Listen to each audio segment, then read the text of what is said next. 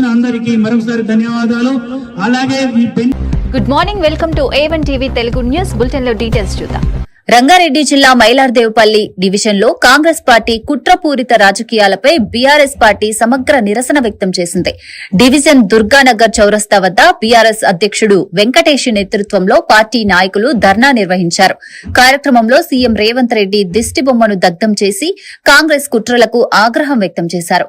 ఈ కార్యక్రమంలో BRS party నేతలు మరియు కార్యకర్తలు పెద్ద సంఖ్యలో పాల్గొన్నారు. మరి ఎవరికి ఎలాంటి కష్టం లేకుండా, మరి రైతులకు ఎలాంటి కష్ట నష్టాలు లేకుండా కనురెప్పలాగా చూసుకున్న కేసీఆర్ మరి కాళేశ్వరం బట్టి లక్షల ఎకరాలకు నీళ్ళందించిన ఘనత మరి కేసీఆర్ఏ.